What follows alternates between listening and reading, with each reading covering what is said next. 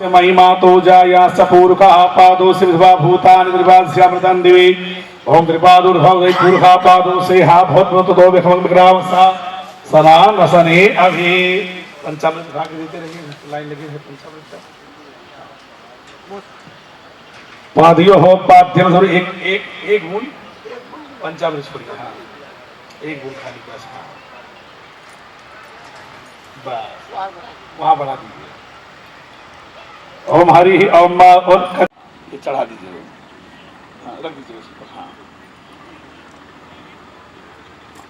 ओम पंचनद्यः सरस्वती मपयन्ति ससोत्रसः सरस्वती तु पंचधा सो देशे भवसरितामृत पंचावशं सर्वयामि पंचावशानतं शुद्धोदकेन स्नापयामि शुद्धांगात्मनीं जलं सर्वयामि यज्ञोपवीतं परम पवित्रं प्रजापति सहजं पुरस्तात् आयुष्मग्नं प्रतिम शुभ्रं यज्ञोपवीतं बलमस्तु तेजः यज्ञोपवीतं वस्त्रं समर्पयामि अतिभ्यो सर्वेभ्यो देवताभ्यो नमः।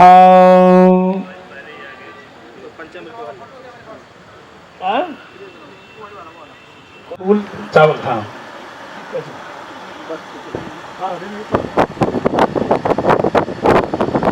ओम ओखधिः प्रथमोदसां पुष्पोतिः प्रसूवरिः अस्मायि वासद्यविद्या पारिष्णवः पुष्पं समर्पयामि अच्छन्नमि वदन्धवा प्रिया दुःखदशोकसो मदेजो जानन्द्रते हरिः अक्षतां समर्पयामि वैतेभ्यो सर्वेभ्यो देवताभ्यो नमः। फूल अक्षत भी चढ़ा दीजिए अक्षत भी चढ़ाएंगे फूल भी चढ़ाएंगे ओम अच्छन्नमि वदन्धवा प्रिया दुःखदशो मदेजो जानन्द्रते हरिः गुणबाजी काष्ठाभिन्दन्नुर्भिः ओम हरि ओम मा स्वस्ति न इंद्र स्वस्ति नः पूषा विश्ववेदाः स्वस्ति नस्तारिक्षो अरिष्टनेमिः स्वस्ति नो बृहस्पतिः।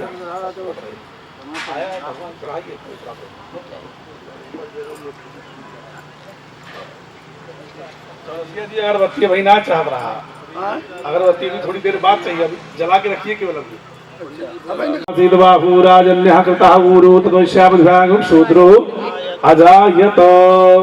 सरस्वती जी अगरबत्ती सबके हाथ से ले लीजिए और गमले में लगा दीजिए। धूपम माघ्राप्यम सर्वयामि अवैतेभ्यो सर्वेभ्यो देवताभ्यो नमः। भैया अनाय नमः अपानाय नमः समानाय नमः। हरि ओम यहीं पे जल गिरा दीजिए भगवान को 4 बार यहीं गिरा दीजिए। अमुचालम सर्वयामि अवैतेभ्यो सर्वेभ्यो देवताभ्यो नमः। फलम सर्वयामि पान के पत्ते में पान लगा करके हाथ भगवान को पान खिला देंगे। ओम जा हा फल निर्जा प्रणुंचंत कुंसाम भूर्वा स्वारि फलम सर्वयामि। ओम मुखे ते तांबूलम नयन युगले का जलकला ललाटे काश्मीरम विलसद गले मोतिकलता सुडन कांची साटी पृथगट तटे हाट गमये भजामि स्वाम गौरी नगपत किशोरी मविरताम। तांबूलम सर्वयामि वैतेभ्यो सर्वेभ्यो देवताभ्यो नमः। अपने अपनी श्रद्धा के अनुसार भक्ति के अनुसार भगवान को कुछ दक्षिणा चढ़ाने वाले जो भी आए उनके घर में भी सुख शांति हो जो कार्य करता है उनके घर में सुख शांति हो। विघ्नेश्वराय वरदाय सुरप्रियाय लंबोदराय सकलाय जगद्दिताय नागाननाय श्रुतियाज्ञ विभूषिताय गौरीसुताय गणनाथ नमो नमस्ते। त्वां विघ्नशत्रुदलनेति च सुन्दरेति भक्तप्रयेति सुखदेति फलप्रदेति विद्याप्रदेति घारेति च ये स्तवन्ति तेभ्यो गणेश वरदो भव नित्यमेव। माता रानी से प्रार्थना करेंगे गौरी माता से या श्री स्वयं सुकृतिनां भवानीश्वरलक्ष्मी पापात्मनां कृतधियां हृदये खण्डनं समस्त पाप खण्डनं स्वभक्त चित्तरञ्जनं सदैव नन्दनन्दनं सुपृच्छगुच्छमस्तकं सुनादवेणुहस्तकं अनङ्गरङ्गसारगं नमामि कृष्णनागरं मनोजवर्गमोचनं विशाललोललोचनं विधूत गोपशोचनं नमामि पद्मलोचनं करारविन्दुभूधरं स्मतवलोकसुन्दरं महेन्द्रमाननारणं नमामि कृष्णनागरम्। आदिदेवं जगत्कारणं श्रीधरं लोकनाथं विभुं व्यापकं शङ्करं सर्वभक्तैष्ठिदं मुक्तिदं माधवं सत्यनारायणं विष्णुं संभजे सत्यनारायणं विष्णुं संभजे। भगवते श्री सत्यनारायण नमः। श्री सीतारामचंद्राभ्यां नमः। हनुमान अरे आगे से तो हटो यार, थोड़ा साइड रखिए। आप साइड में हो जाओ ना, फोटो नहीं आ रहा है।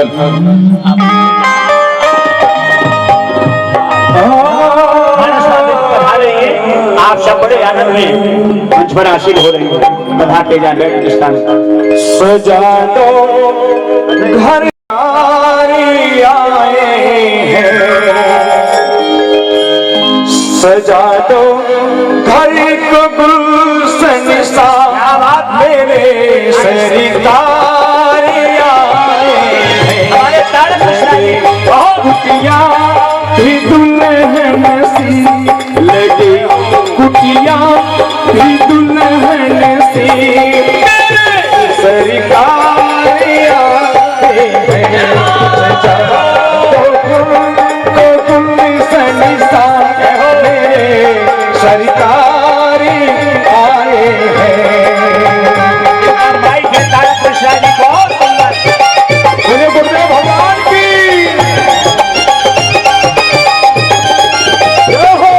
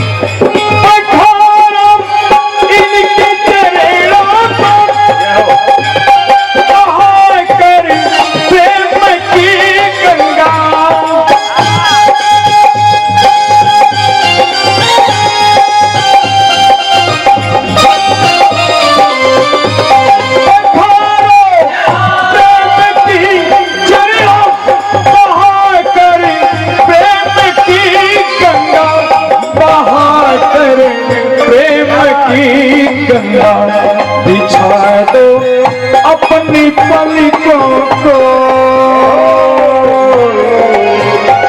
बिछा दो अपनी पलकों को मेरे सरकार आए हैं, दो अपनी पलकों को मेरे सरकार आए हैं। सजा दो घर को गुलशन सा मेरे सरकार आए हैं।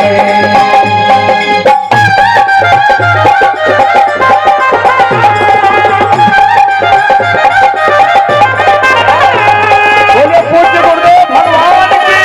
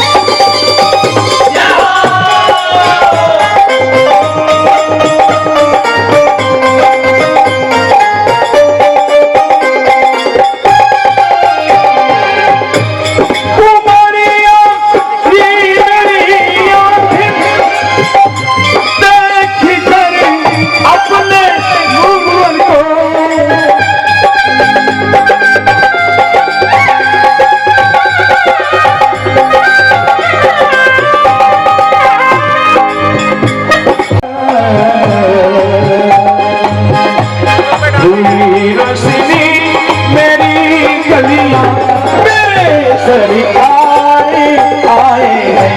सजा दो घर के गुलशन सा मेरे सरकार आए हैं। सजा दो घर के गुलशन सा मेरे सरकार आए हैं। लगे कुटिया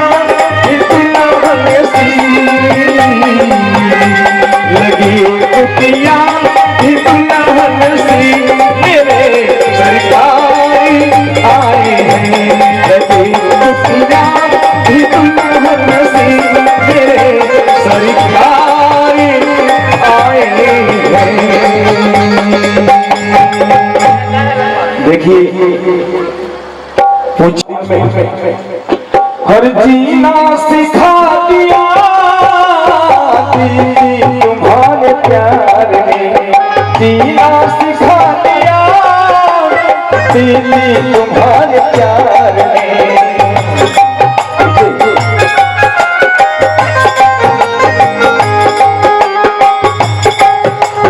दीदी तुम्हारे प्यार ने जीना सिखा दिया, जीना जीना जीना सिखा दिया। क्या हमको तुम्हारे प्यार ने, हो हम भटक रहे थे यहाँ वहाँ, हमको तुम्हारे ज्ञान ने इंसान बना दिया। हमको तुम्हारे ज्ञान ने हमारे इंसान बना दिया, दीदी तुम्हारे प्यार ने।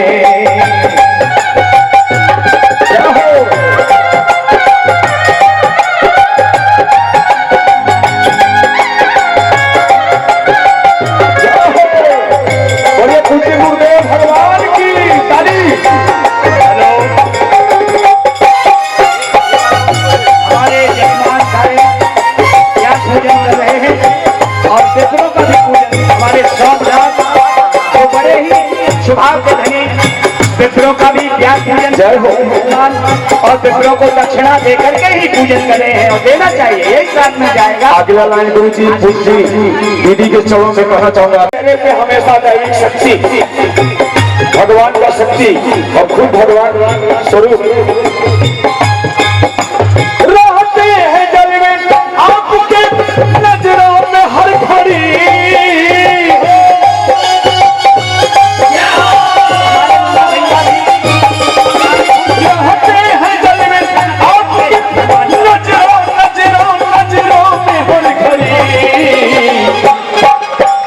हाथ हाथ दीजिए अपने पूज्य गुरु दीदी के लिए। भक्ति का जाम आपने, बोले गुरुदेव भगवान की मंगल हो। हमारे भक्ति का जाम आपने, उठना, अरे भक्ति का जाम आपने सबको पिला दिया। भक्ति का जाम आपने सबको पिला दिया, भक्ति का जाम आपने सबको पिला दिया। गुरु तुम्हारे प्यार ने जीना सिखा दिया, हमको तुम्हारे ज्ञान ने, अरे हमको तुम्हारे ज्ञान ने इंसान बना दिया। हमको तुम्हारे ज्ञान ने इंसान बना दिया, दीदी तुम्हारे गुरु तुम्हारे प्यार ने जीना जीना जीना सिखा दिया। बहुत बहुत सुंदर तारक मिश्रा जी आपका गाइए, यही साथ में जाना है और कुछ नहीं जाना है। लिखा है कवि ने, जो नाम के दीवाने वो बन करके भी अमर हो जाते हैं। लिखा कि जिसने प्रभु तेरे नाम को, जिसने प्रभु तेरे नाम को दिल में बसा लिया, तो सोते हुए नसीब को उसने जगा लिया। और जो भी तेरे नाम पर परमात्मा कुर्बान हो गया, तो रोशन हुई है कब्र कफन नूर हो गया। उसकी तो समाधि स्थल भी बंदनी हो जाती, जो भगवान के नाम के दीवाने हो जाते। इसलिए बड़े आनंद से गायन करें। श्रीमन नारायण नारायण नारायण श्रीमन अजोलो, श्रीमन नारायण नारायण नारायण श्रीमन भजमन नारायण नारायण नारायण भजमन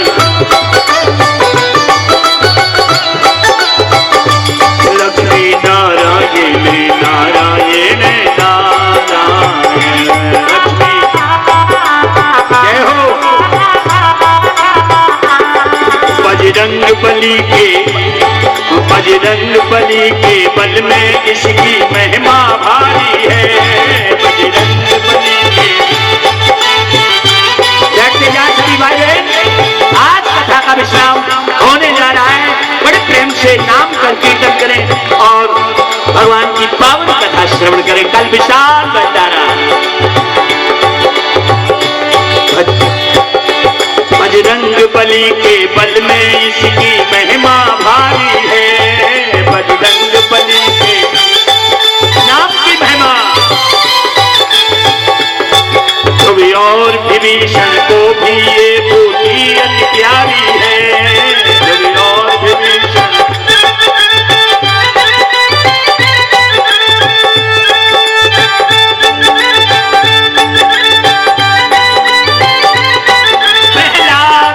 को रटते थे, प्रहलाद जी को रटते इस बांसुरिया टोया। सीताराम सीताराम सीताराम सीताराम। सभी भाई बहन आगे खिसक करके बैठे, जिससे बाद में ना खिसकने पड़े। दूसरे को भी जगह दोगे बहुत पुण्य मिलेगा। इसलिए जो वो उधर बैठी है माता वो आगे बैठ जाए तो आगे तुम्हें भाई लोग भी आगे बैठे और खिसक आए। और नाम की महिमा शिव जी के मानस मंदिर में ब्रह्मा के चारों वेदों से यह नाम चलता है। ब्रह्मा के शिव जी के मानस मंदिर में दीपक सा जलता है। जय हो।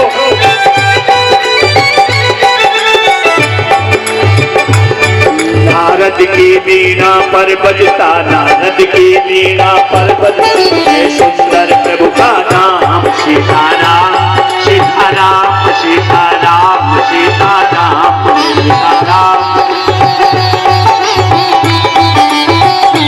राधे श्याम राधे श्याम राधे श्याम राधे श्याम राधे श्याम। क्या कहे अनाड़ी मोह लगा किसमें क्या होना है। क्या कहे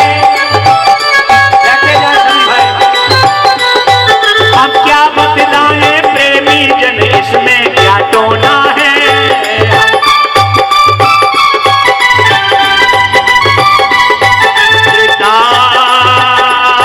श्रद्धा से जब कर देखो तो, श्रद्धा से जब कर देखो सब पूर्ण होंगे काम। सीताराम सीताराम सीताराम सीताराम सीताराम सीताराम। राधे श्याम राधे श्याम राधे श्याम राधे श्याम राधे श्याम राधे श्याम राधे श्याम राधे श्याम। सीताराम सीताराम सीताराम सीताराम। बोलिए भक्त वत्सल भगवान के, वृंदावन बिहारी लाल के, गौरी शंकर भगवान की, श्री हनुमान जी महाराज की, श्रोता समाज की, दान दाताओं के, प्रसाद बंटवाने वालों के, भंडारे में देने वालों के, यहाँ की माताओं के, समस्त जितने आज तक जजमान बने बोले समस्त जजमानों की, व्यास की। नमः पार्वती पते हार हार महारे।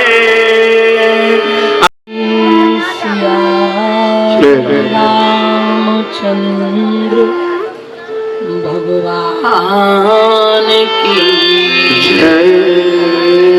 जयकारा सभी लोग बोलिए उमापति महादेव की जय। श्री हनुमान जी महाराज की जय। श्री जगत गुरु गोस्वामी तुलसीदास जी महाराज की जय। श्री रामचरितमानस यज्ञ भगवान की जय। सत्य सनातन धर्म की जय। सरस्वती महामाता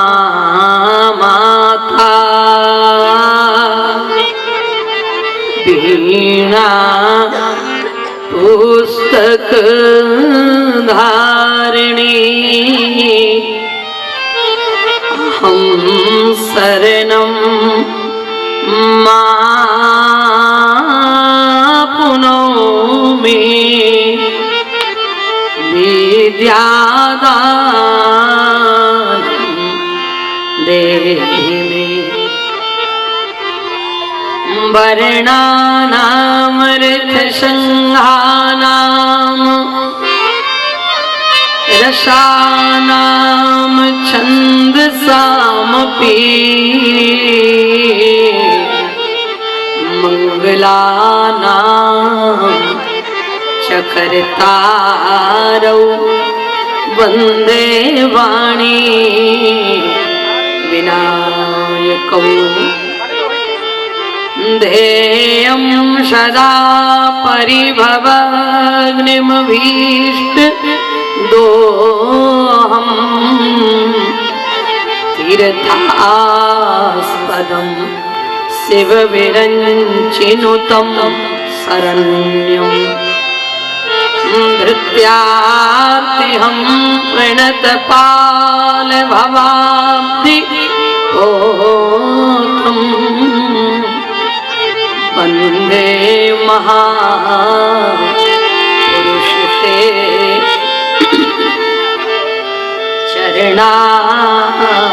चरणारविन्दं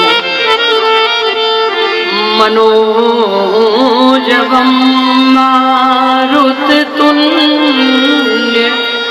वेगं जितेन्द्रियं बुद्धिमतां वरिष्ठं वातात्मजं वानरयूथमुख्यं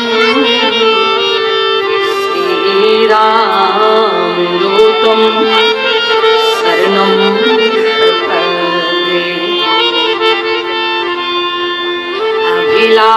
अभिलाषहि पूजवो हनुमान मेरो मन राम को दास रहे सिय राघव रूप निहारवे की नैनन में नित प्यास रहे सुख पावे सदा भगवंत कृपा नहीं राजस की कछु आस रहे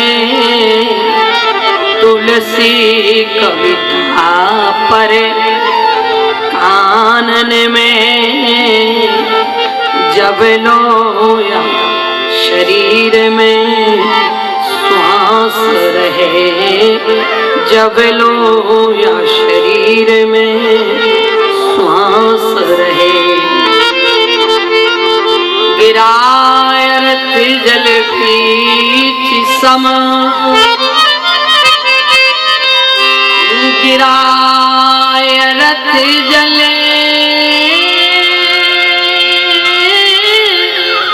बीच समा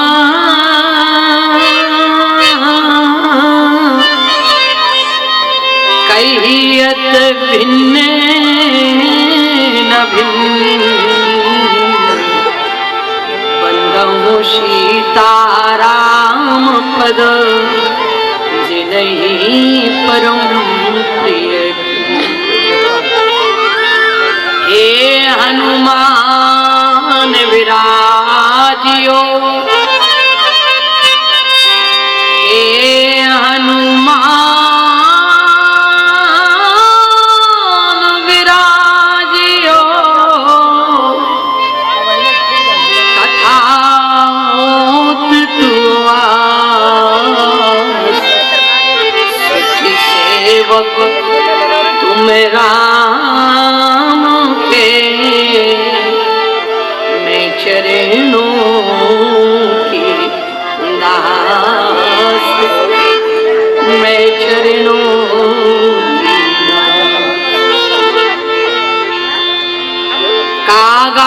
सब तन खाइयो, कागा सब तन खाइयो भैया, चुन चुन खाइयो माने ना मत खाइयो, प्रभु दर्शने की आस, हरि मिलने की आस। बोलिए वृंदावन बिहारी लाल की जय। प्रातः स्मरणीय संगीत साहित्य के माध्यम से देश के विभिन्न महानगरों के विशाल मंचों को गौरवान्वित करने वाले, धर्म की ध्वजा को फहराने वाले पूज्य चरण श्री पंडित जी महाराज ढोलक पर साथ देने को तैयार हैं भैया श्री डब्बू जी।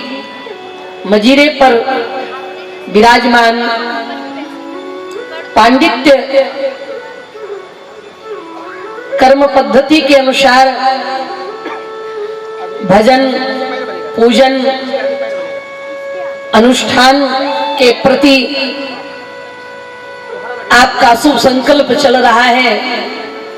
ऐसे हमारे भैया श्री मुकेश मिश्रा जी बाल भगवान के रूप में हमारे अभी जिनके द्वारा आप उनकी भावनाएं श्रवण कर रहे थे, ऐसे भैया श्री ताड़क मिश्रा जी के चिरंजीव अंकित मिश्रा जी। उम्र तो बहुत कम है लेकिन मैं सच्चाई बता रही हूँ आपको, मेरे साथ आर्गन वाले 80% फेल होकर चले जाते। ऐसे पिता के लिए बेटे के लिए ताली बजाओ एक बार। बहुत हमारे साथ कोई बजा ही नहीं पाता है क्योंकि हमारा गाना ही बड़ा विचित्र है। हम कब कहाँ से उठा देंगे, कहाँ फटक देंगे, कोई गारंटी नहीं। क्योंकि मुझे स्वर का कोई ज्ञान नहीं है, मैंने कोई संगीत बिल्कुल सीखा नहीं है, कहीं मैं गई नहीं। और मैं कई बार आपको ये बात बता चुकी हूँ, लेकिन धन्य है इस बालक की कला को कि इसने हमारा पीछा नहीं छोड़ा। क्या बात। और उसने पकड़ लिया और सजा दिया। कथा के बीच में आने वाले भजनों को ऐसे अंकित के लिए जोरदार तालियां बजाकर उसकी कला के लिए आप सभी लोग आशीर्वाद दें कि ये मुंबई का नाम करे और आप सभी के आयोजनों में दिव्यता भव्यता प्रदान करें। ऐसे अंकित मिश्रा जी हैं, ये भी बहुत योग्य है, इनके लिए भी जोरदार तालियां बजा दो। इसलिए बजवा रहे हैं कि इनसे हमें अपनी रिकॉर्डिंग लेना है। आज ही दे देना मेरे बेटे। हमारे सब बच्चे लोग कहते हैं महाराज जी को कुछ सीखना, मैंने इनको बस कथा और बस इसके अलावा हमारे बच्चे कहते हैं कि थोड़ा सीख लो आप, वीडियो जो बना लिया करो जब माँ प्रवचन करें तो। YouTube पे थोड़ा थोड़ा डालना पड़ता है और जब तक बनेगा नहीं तब तक तो महाराज जी कहते हैं हमें कुछ आता ही नहीं। मोबाइल के मामले में तो भैया इनसे हमारी अभी गर्ज है थोड़ा सा, वहां से बराबर फोन आ रहे हैं कि वहां की रिकॉर्डिंग ले आना। हमारे क्या नाम है बालक का जी? नीलेश। क्या बात है, बहुत बढ़िया। ठाकुर जी की नीलेश तो नीलाम भुजश्याम मलको मलांगम सीता समारोह मंगल। तो ये हमारे नीलेश जी हैं और बड़ी श्रद्धा से, और जब भी फोटो निकालते हैं ना तो ऐसे कर देते हैं कि जरा मुस्कुराइए। बहुत इनका इशारा ऐसे रहता है कि जरा हंसिए। और फोटो में तो भाई वैसे तो आदमी की हंसी जाने कहाँ गायब है, लेकिन कम से कम फोटो में तो हंसा ही लो, क्या दिक्कत है। बढ़िया। हमारे बहुत ही कुशल इस आयोजन में अपनी अहम भूमिका निर्वहन करने वाले सहजता, सरलता, विनम्रता की, गंभीरता की प्रतिमूर्ति। सच में कुछ शब्द कहने का मन करता है पर डर लगता है कि कहीं ये ना सोच लिया जाए कि ये चापलूसी हो रही है, लेकिन ये सच्चाई है। मैं हमेशा एक बात कहने का मेरा, ऐसे जब महापुरुष कोई मिलते हैं मुझे तो उनके लिए कुछ कहने का मन करता है। हम नहीं जानते कि जिन्होंने लंबे तिलक लगाए, जिन्होंने लंबी जटाएं बढ़ाई, जिन्होंने वस्त्र रंगे, जिन्होंने किसी संप्रदाय का नाम अपने लिए महाराज उपयोग किया, वे संत हैं या मुझे नहीं है पता, वेशधारी है। लेकिन कई में मुझे साधारण वस्त्रों में, साधारण तरीके से, साधारण रहन सहन के बीच में भी मुझे कभी कभी महान संतत्व का दर्शन हो जाता है। क्योंकि हमारे विद्वानों ने कहा कि संत किसे कहते हैं? संत किसी कपड़े का नाम नहीं है, संत किसी तिलक का नाम नहीं है, संत जटाओं का नाम नहीं है, संत दाढ़ी का नाम नहीं है, संत संप्रदाय का नाम नहीं है, संत एक स्वभाव का नाम है, संत एक चरित्र का नाम है। संत जैसी हमारी रहनी आ जाए तो हम आप में से भी आपके हृदय में बसने वाले संतत्व को मैं देख सकती हूं। संत किसे कहते हैं? सुनिए आपने लाइन, लिखा है कि प्रेम जब अनंत हो गया, जिसके हृदय में सबके प्रति प्रेम अनंत हो। शिक्षा की व्यवस्था ठाकुर जी ने आपको प्रदान की, लेकिन आपकी ये विशेषता है कि यदि किसी के जीवन में अभाव है तो आप उसकी पढ़ाई रुकने नहीं देते। फीस भरो न भरो, पर प्रेम पूर्वक पढ़ो, तुम्हारी पढ़ाई में किसी भी प्रकार की कोई बाधा न आने पाए। ऐसी उदारता जिनके हृदय में भरी हुई है, उनके लिए मैं कह रही हूं कि प्रेम जब अनंत हो गया तो रोम रोम शांत हो गया। प्रेम जब अनंत हो गया तो रोम रोम शांत हो गया। देवालय हो गया शरीर, देवालय हो गया शरीर, हृदय तो महंत हो गया। प्रेम जब अनंत हो गया तो रोम रोम शांत हो गया। देवालय हो गया शरीर, देवालय हो गया शरीर, हृदय तो महंत हो गया। प्रेम जब अनंत हो गया तो रोम रोम शांत हो गया, रोम रोम शांत हो गया, तो रोम रोम शांत हो गया। हमारे यहाँ ऐसे स्वभाव वालों को विद्वानों ने संत, ऐसे महापुरुषों में संतत्व देखा है। ऐसे पंडित राम नारायण रामदीन शिक्षण सेवा संस्थान के डायरेक्टर आदरणीय सम्माननीय, हम लोगों के पास 12 साढ़े 12 बजे भी अगर उनको समय मिलता है तो रात्रि के 12:30 ऐसे आदरणीय, जिन्हें मैं चाचा कहकर संबोधन करती हूँ, श्री शिव कुमार मिश्रा जी, उतनी ही सेवा में संलग्न रहने वाले आदरणीय श्री मुन्ना मिश्रा जी, हमारे आदरणीय सम्माननीय श्रद्धेय, इस पंडाल में जब आप विराजमान होते हैं तो एक पंडाल की शोभा बढ़ती है, पंडाल गरिमामय होता है। आप हृदय से कवि भी हैं, बहुत प्यारी प्यारी कविताएं आपने लिखी हैं, और आपने एक अपने जीवन के, जो भी कभी जीवन में कोई घटना घटी या कोई विशेष जीवन में बात आई तो आपने उसे अपनी लेखनी में उतार दिया। ऐसे आदरणीय सम्माननीय श्रद्धेय श्री पितातुल्य आयु वृद्ध ज्ञान वृद्ध श्री भवन चौबे जी, हमारे आदरणीय सम्माननीय,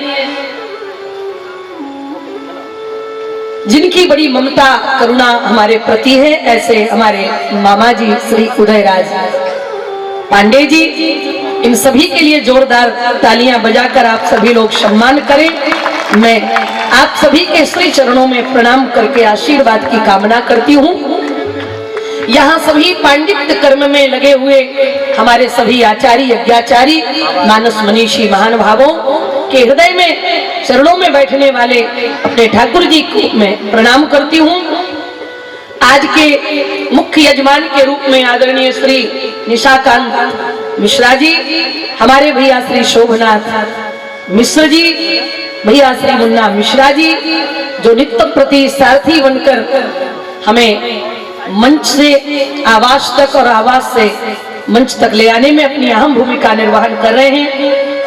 परम आदरणीय श्री महेश यादव जी, परम आदरणीय श्री मुकेश पांडे जी, परम आदरणीय श्री मनोज गुप्ता जी, परम आदरणीय श्री आनंद मिश्र जी, राघवेंद्र मिश्र जी, मनोज सिंह जी, उमेश दुबे जी, परम आदरणीय श्री सुनील बड़ई जी, ब्रजपाल सिंह जी, परम आदरणीय श्री राम इकबाल यादव जी, अजय यादव जी, भैया श्री हमारे पंकज पांडे जी, परम आदरणीय हमारे भैया श्री नीरज पांडे जी, परम आदरणीय हमारे भैया श्री धीरज पांडे जी, परम आदरणीय हमारे भैया श्री संतोष पांडे जी, परम आदरणीय हमारे भैया श्री विक्रम सिंह जी, हमारे प्रिय अनुज के रूप में जिन्होंने एक शुभ संकल्प लिया, तुलसी हर आंगन में होनी चाहिए, क्योंकि जिस आंगन में तुलसी होती है वहां यमराज क्या, यमराज के बाप भी नहीं आ पाते। कितनी बड़ी महिमा है महाराज। और सदैव ऐसा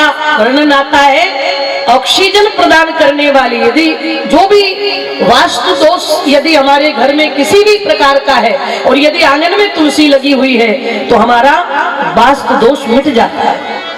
और कहते हैं कि यदि संध्याकालीन वेला में, गोधूल वेला में यदि तुलसी के वृक्ष के नीचे घी का दीपक नित्य प्रति जलेगा, 12 महीने उनके घर में लक्ष्मी की कभी कमी नहीं होगी।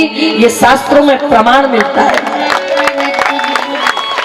और औषधि के रूप में यदि आपको सर्दी जुकाम खांसी यदि आ रही है, कहीं भी किसी भी प्रकार से जकड़न है, तो आप तुलसी का प्रयोग करें।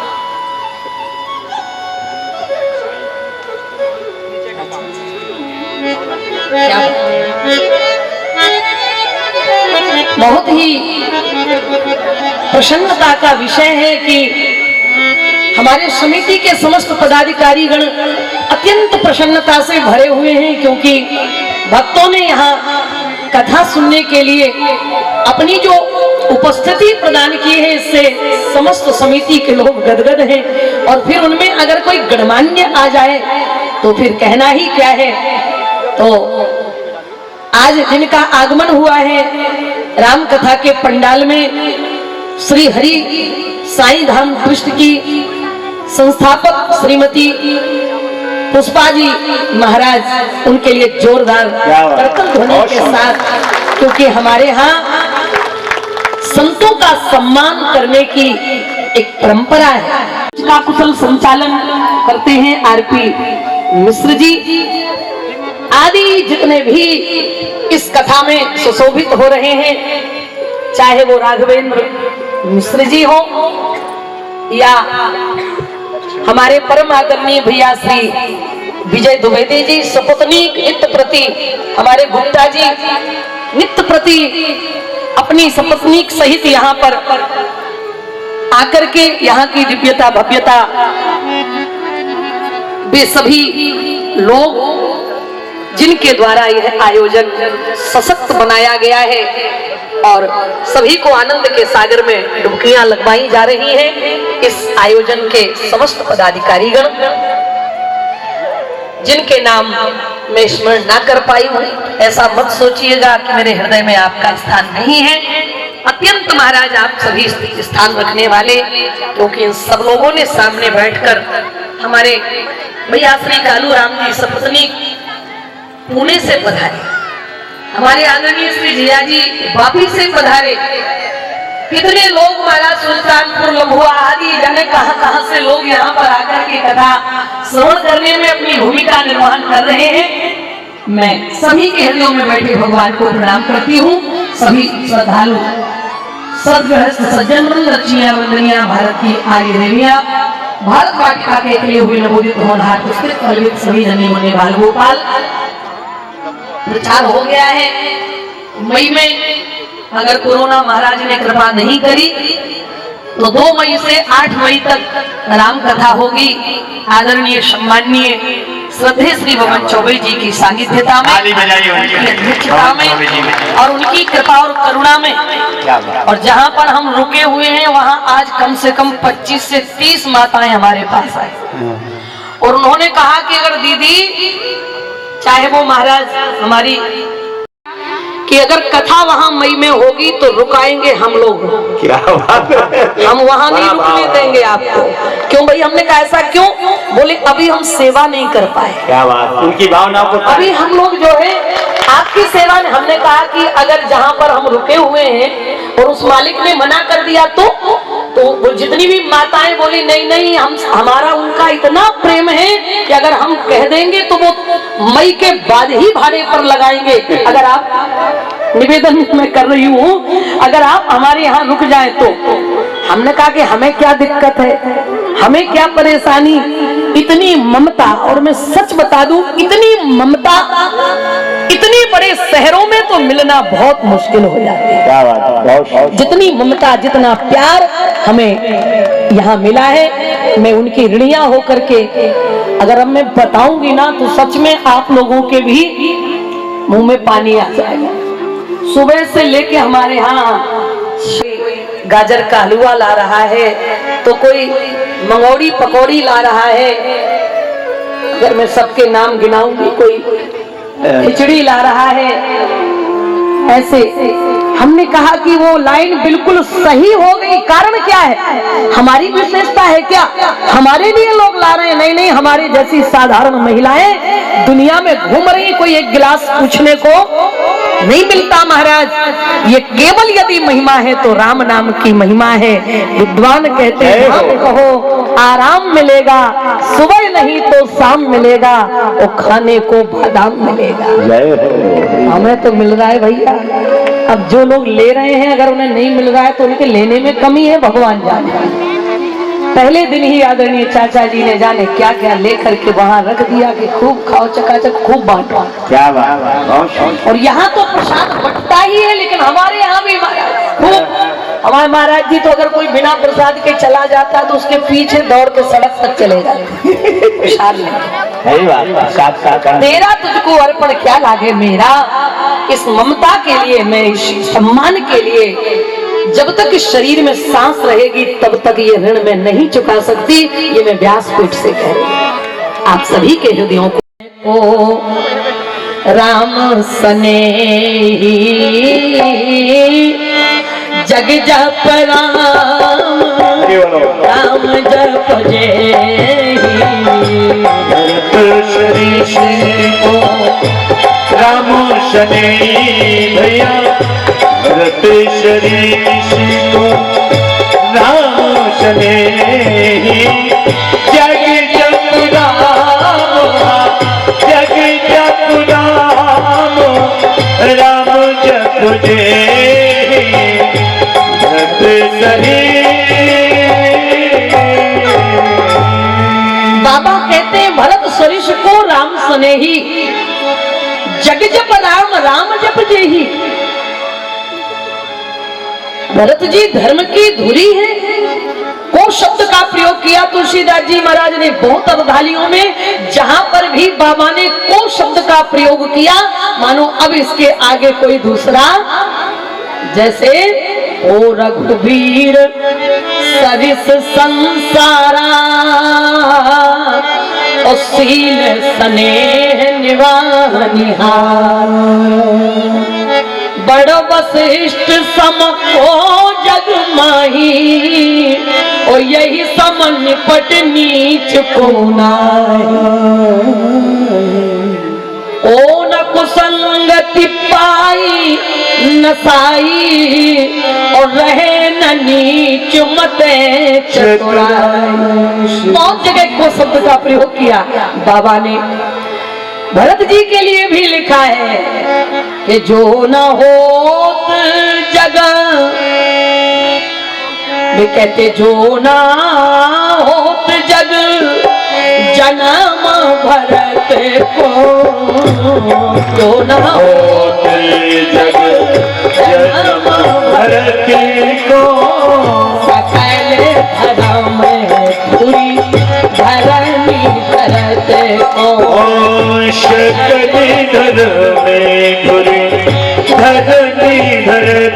को जो न होती जगत जन्म भरती को जो न होती जगत जन्म भरती को सकल धर्म में तुरी धरती धरती को सकल धर्म में तुरी हरली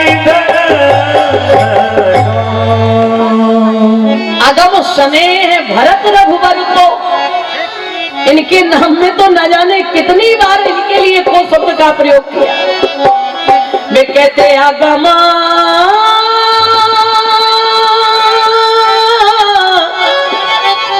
अरे आगमा स्नेह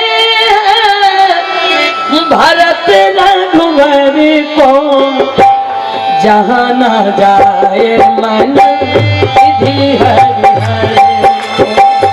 जहाँ न जाए मन विधि हरि आगम स्नेह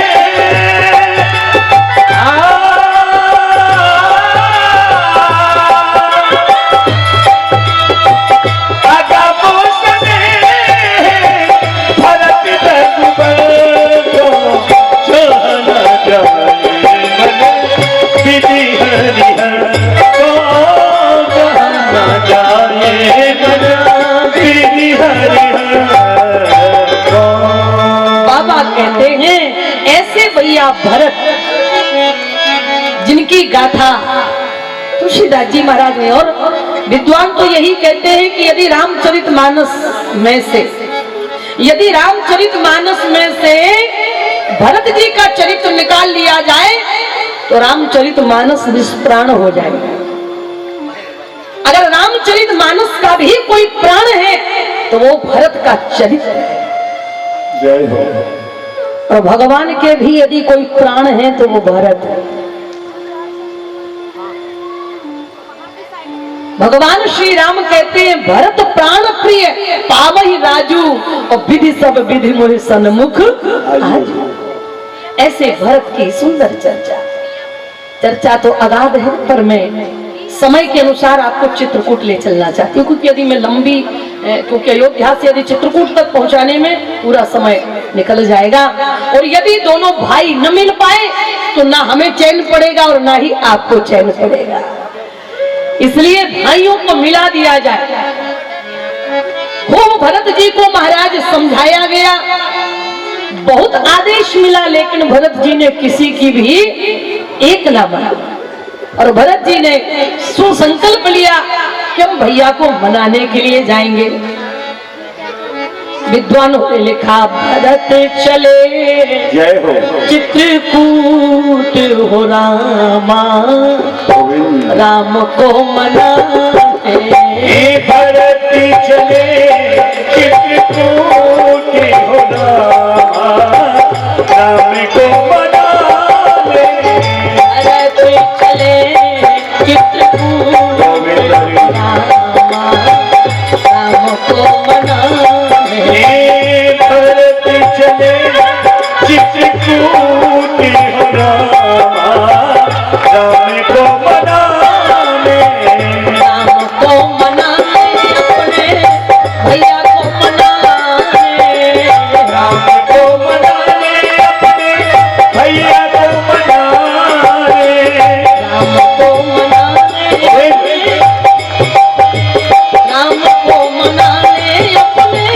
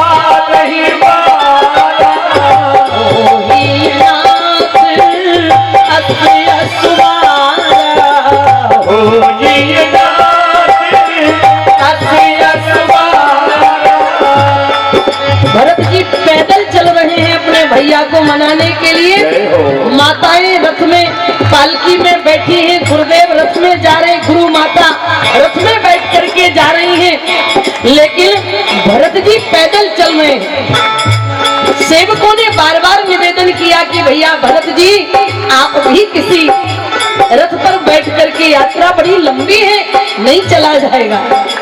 भरत जी रोने लगे, कैसी बातें कर रहे हो भैया, इसी रास्ते से मेरे भैया तो बिना खुद प्राण के गए, जब मेरे भैया यहाँ चल सकते हैं और क्या करूं, मेरा बस नहीं चल रहा है। श्री भरत जी ने कहा, ये भक्ति है भरत की, ये भरत का प्रेम है।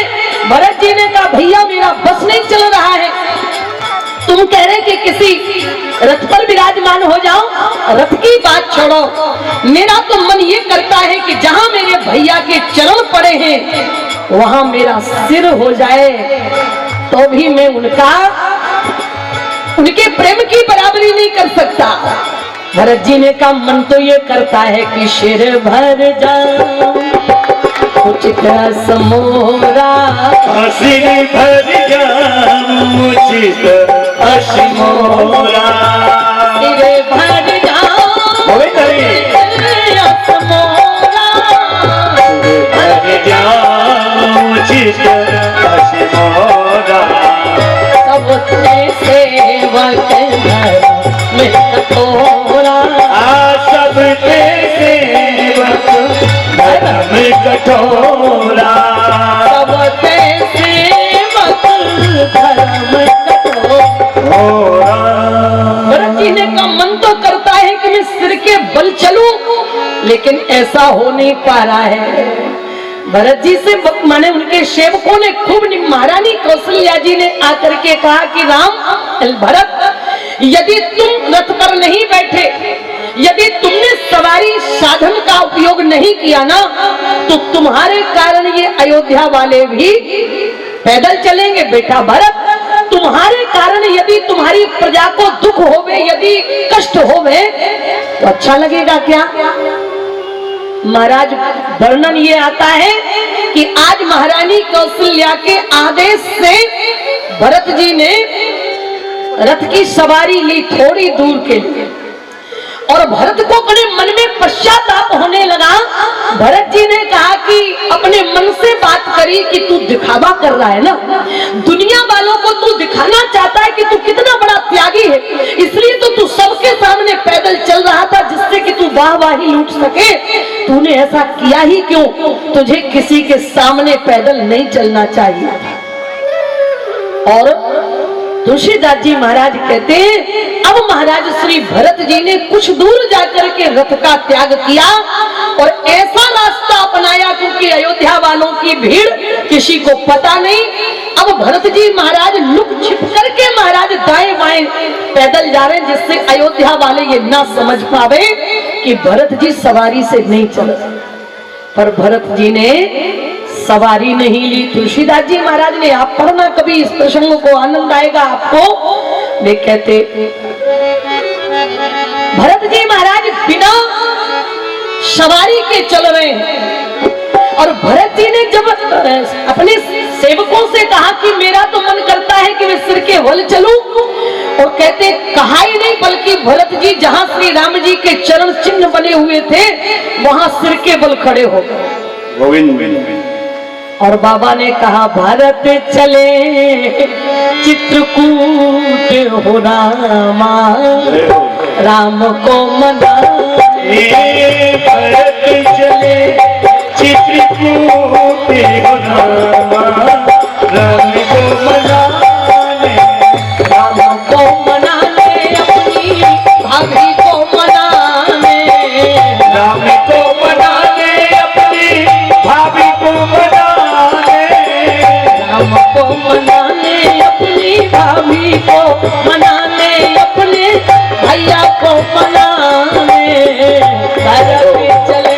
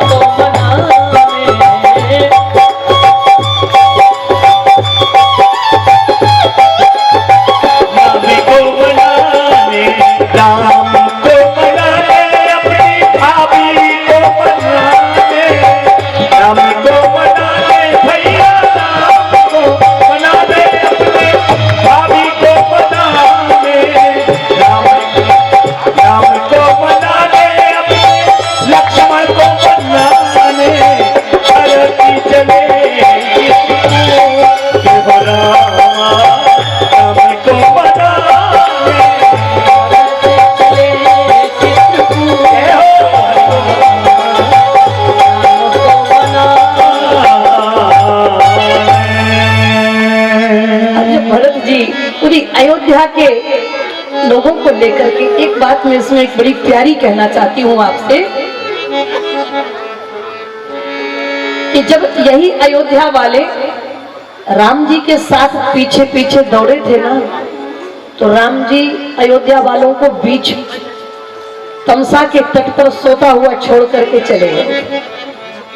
सभी को मालूम है प्रथम वास तमसा भयऊ, राम जी का बोले प्रथम वास तमसा भयऊ, दूसर सुर सर तीर, नहाए रहे जलपान करी सिय सहित नूरी। प्रथम वास तमसा भयऊ, बहुत राम जी ने मना किया अयोध्या वालों को, लेकिन वे नहीं माने और भगवान का पीछा करते करते वे तमसा के तट तक आ गए। तो भगवान ने पहली रात्रि विश्राम तमसा के तट पर, तमसा नदी के तट पर किया। और जब भगवान ने विश्राम किया तो सभी अयोध्या वाले निश्चिंत होकर सो। और जब अयोध्या वाले सोए तो भगवान ने धीरे से सुमंत जी को जगाया। बोले काका जी, अगर पिता की आज्ञा का पालन करना है तो चलो हमारे साथ, नहीं तो इनके साथ हम तुम्हें भी सोता हुआ छोड़कर चले जाएंगे। सुमंत जी ने कहा नहीं नहीं नहीं मैं, और कहा कि काका जी ऐसा रथ चलाना है कि रथ के पहियों के निशान जमीन पर बनने नहीं चाहिए। मुझे पता है कि जब ये प्रातः काल जगेंगे तो जब रथ के पहियों के निशान ये देखेंगे तो फिर उन्हीं निशानों का आश्रय लेकर के ये फिर हमारे पीछे पीछे दौड़ेंगे। इसलिए तुम्हें ऐसा रथ चलाना है, खोज मार रथ हाँ कहू ताता, आने उपाय बनई नहीं बाता। और दूसरा कोई उपाय नहीं है, इसलिए ऐसा महाराज तुम्हें रथ चलाना है, ऐसे मार्ग पर लेकर के चलना है कि अयोध्या वाले निशान तक न पाने पाए। क्यों? राम जी ने विचार किया कि अगर हम इन्हें लेकर के चले गए तो हमें तो जग कल्याण के लिए जाना है, हमें तो धर्म की स्थापना के लिए जाना है, लेकिन यदि ये हमारे पीछे पीछे चले गए तो इनका घर गृहस्थी जो है वो बर्बाद हो जाए।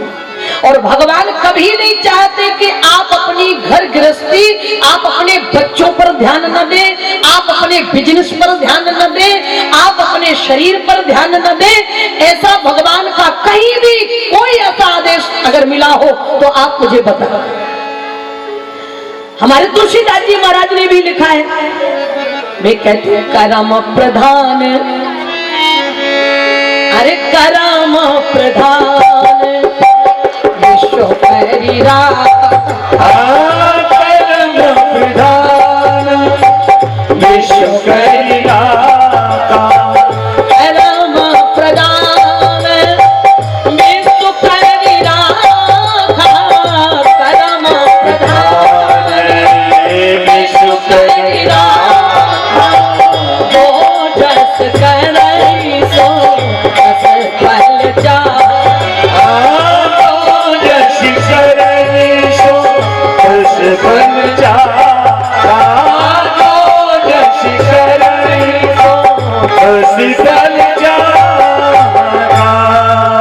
कर्म की प्रधानता है। गीता भी कहती है कर्मण्येवाधिकारस्ते मा फलेषु कदाचन। अंग्रेजी की भी यही कहावत है, वर्क इज वर्शिप। हमारे ग्रंथ ही नहीं, अगर आप और अन्य ग्रंथों में हमारे मुसलमान भाई कहते हैं हिम्मते मर्दे मुद्दे खुदा, हर बसर का फर्ज है तत्पर रहो तदबीर में, और वक्त आने पर मिलेगा जो लिखा तकदीर में। आप अपने कर्तव्य के प्रति सजग रहें। अगर आप अपने बच्चों को शिक्षा, दीक्षा, संस्कार यदि नहीं दे रहे, उनका लालन पालन ठीक नहीं कर रहे हैं, तो आप पाप कर रहे हैं, आप अधर्म कर रहे हैं। क्योंकि जिसे आपने जन्म दिया, जब जिम्मेवारी नहीं निभा सकते थे तो जन्म देने का अधिकार भी हमारा आपका नहीं था। गृहस्थी महाराज हमें चलाना, जो आश्रम परमात्मा ने सौंपा है, तो भगवान ने कहा इनके गृहस्थ आश्रम डगमगा जाएंगे। इसलिए भगवान ने सुमंत जी को जगाया लक्ष्मण जी महाराज कहीं एकांत में पहरा देने के लिए खड़े हैं और जरा सी आहट मिली, लक्ष्मण जी दौड़े, भैया भैया। अरे राम जी ने कहा लक्ष्मण चुप, शोर नहीं मचाना है। कहा कहां जा रहे हो? कहा जल्दी चलना हो तो बैठो।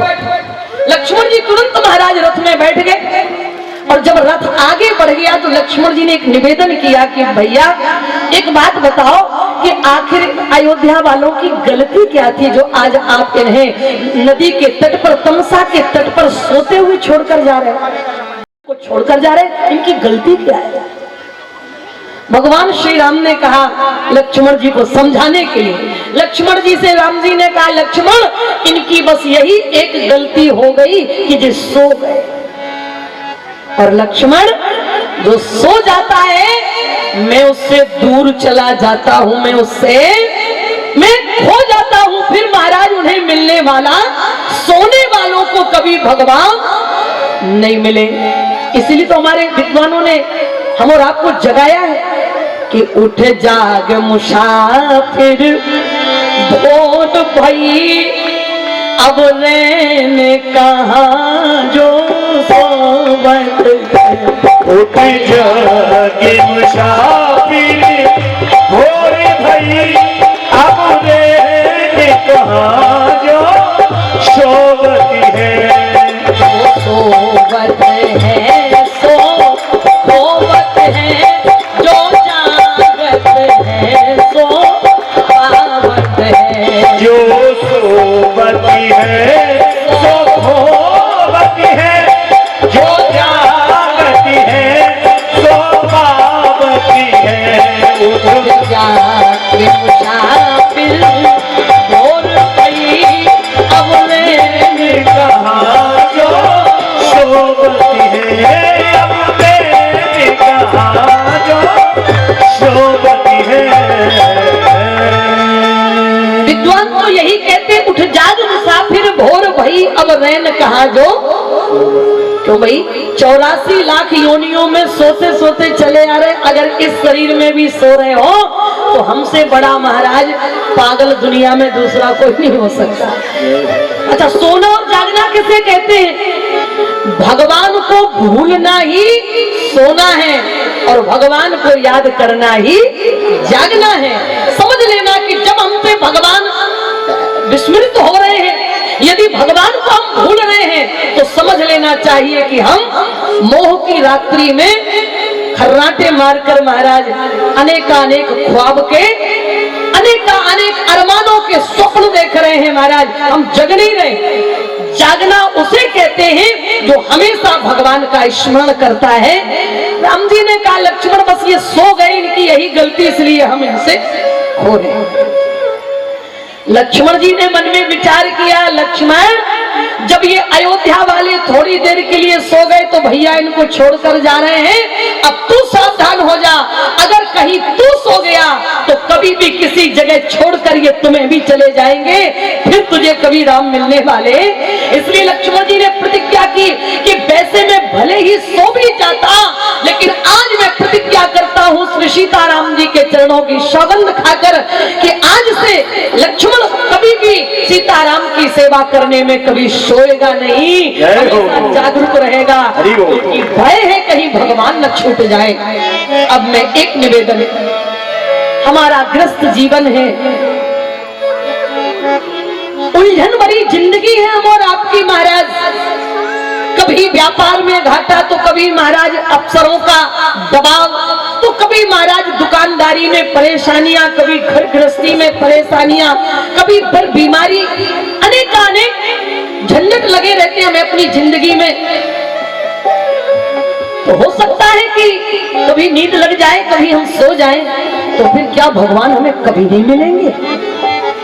तुलसीदास जी महाराज ने उपाय बताया, बोले यदि आप सो करके भी जाना चाहते हैं, एक काम कर लो, हो सकता है डायरेक्ट भगवान के पीछे दौड़ोगे और यदि जरा सी भी त्रुटि हो गई तो भगवान आपको बीच रास्ते में सोते हुए छोड़कर चले जाएंगे।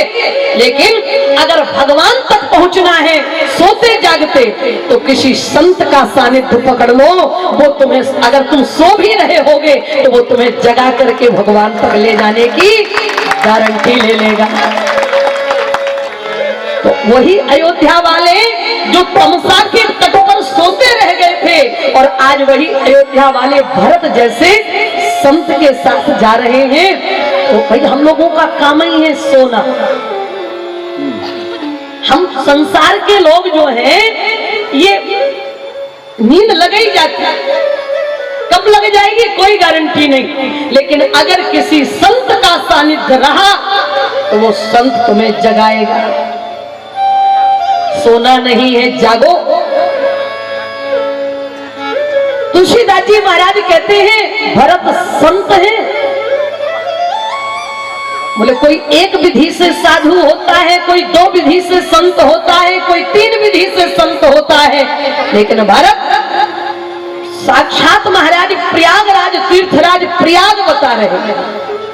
बोले तात भरत तुम सब विधि साधु, तात भरत तुम सब विधि साधु, तात भरत तुम सब विधि साधु, तात भरत तुम सब विधि साधु, राम चरण अनुरागे अगाधु, राम चरण अनुरागे अगाधु, तात भरत सब विधि साधु, राम चरण अनुरागे अगाधु, राम चरण अनुरागे अगाधु। वे कहते हैं ये एक विधि से नहीं, तात भरत तुम सब विधि साधु। और आज अयोध्या वालों ने भरत जैसे संत का सानिध्य पकड़ लिया और भरत जी अयोध्या वालों को जगाते हुए ले जा रहे हैं। और जब श्री भरत जी महाराज केवट निखाद से मिलते हुए, क्योंकि एक रात्रि श्री भरत जी ने भी सिंहबेरपुर में निवास किया, निखाद से मुलाकात हुई, आप सबको पता है।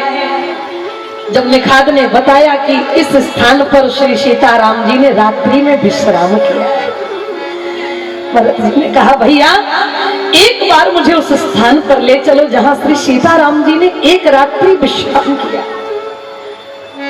मैं गई हूं सिंहबेरपुर, और जब महाराज निखाद लेकर के गए तो तुलसीदास जी महाराज ने चित्र खींचा। श्री किशोरी जी ने जब वहां पत्थर की शिला पर पत्थर का तकिया लगा करके विश्राम किया तो महारानी किशोरी जी की साड़ी के कुछ सितारे कनक बिंदु टूट कर वहां गिर गए।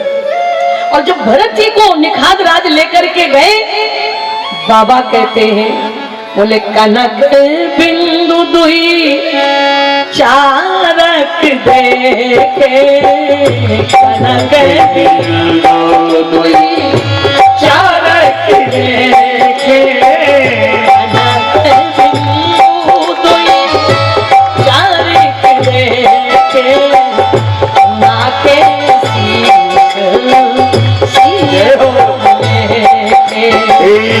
राखे शीश सिय शमले के, कनक दिल दोए चारक देखे भैया, कनक दिल दोए चारक देखे, राखे शीश सिय शमले के, राखे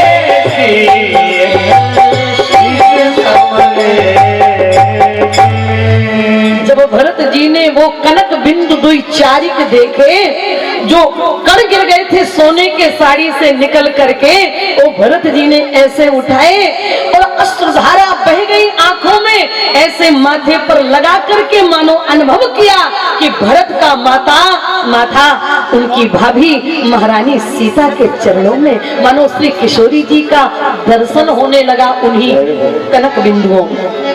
ये भरत की दृष्टि है। भरत जी की तो वो दृष्टि है कि जब कोल भीलों ने बताया कि इस रास्ते से सीताराम जी गए हैं, इसी रास्ते से, और कहते जब धूल में श्री राम जी के पद चिन्ह बने हुए देखे तो भरत जी महाराज ने उस धूली को उठा लिया और माथे से लगाया, आंखों से लगाया और छाती से लगाया। किसी ने कहा कि ये 3 जगह क्यों लगा रहे हैं भरत जी धूली वहां की? बोले इसलिए, तुलसीदास जी महाराज बोले तुम इसे धूली मान रहे हो, लेकिन भरत जी की दृष्टि में ये धूली नहीं है। बोले फिर? बोले रज सिर धरी, ऐसे रज को उठाया, माथे से लगाया। बोले रज सिर धरी ही नैनन लावई, बोले रघुबर मिलन सरिस सुख पावई।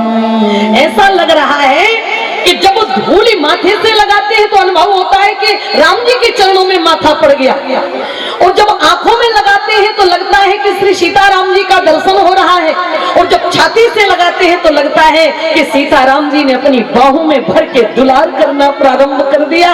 ये भरत की दृष्टि। श्री महाराज भरद्वाज जी के यहाँ स्नान किया। श्री भरत जी ने तीर्थराज प्रयाग में, गंगा और यमुना में, सरस्वती का आता पता नहीं, और इसीलिए विद्वान कहते हैं कि तभी से सरस्वती यहाँ 3 धाराएं हैं। आप सभी को मालूम है क्योंकि सब लगभग 80% उसी क्षेत्र के लोग हैं।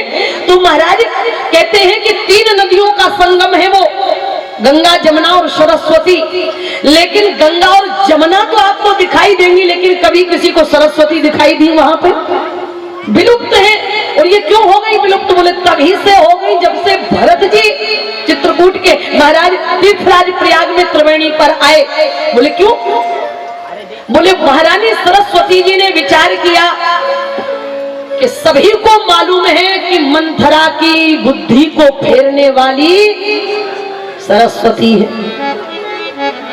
तो ध्यान आया सरस्वती को कि यदि भरत की दृष्टि मेरे ऊपर पड़ गई, और लक्ष्मण के छोटे भाई लघु भ्राता श्री शत्रुघ्न जी, और जब मंथरा को देखा शत्रुघ्न जी ने, तो महाराज उसकी चोटी पकड़ करके पटक दिया, और महाराज हुमक के उसके कुबर में जोर से लात मारी और लगे घसीटन धरी धरी झोटी।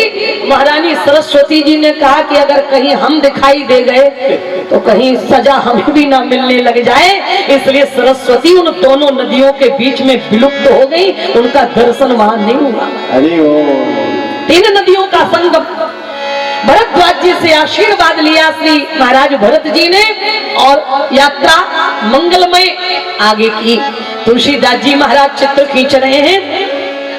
आज महारानी श्री किशोरी जी ने, माताएं ध्यान देंगी, सीता जी ने आज एक स्वप्न देखा है। स्वप्न देखा है कि भरत जी आ रहे हैं अयोध्या वालों के। अच्छा, रामचरितमानस में जो स्वप्न हुए हैं ना, वो बिल्कुल सही हुए। जो भी स्वप्न हुए, हम लोगों के स्वप्न तो बड़े विचित्र होते हैं महाराज। हम लोगों के सपनों का कोई अता पता नहीं। एक सज्जन तो कथा में बैठे थे और नींद आ गई। नींद आई तो स्वप्न आ गया। उनकी कपड़े की दुकान थी। अगर कोई कपड़े वाले हो तो बुरा नहीं मानना, मैं यहाँ की बात नहीं कर रही। वो महाराज उनकी कपड़े की दुकान, कथा में बैठे और नींद आ गई, और नींद आई तो कथा में ही स्वप्न भी आ गया।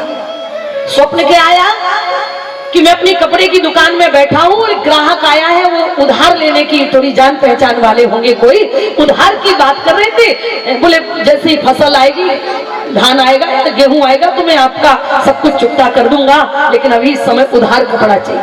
बोले कोई बात नहीं, तुम तो हमारे बड़े प्रेमी हो, अरे तुम तो हमारे जान पहचान के, कोई बात नहीं। बैठे थे कथा में और चलाने लगे दुकान।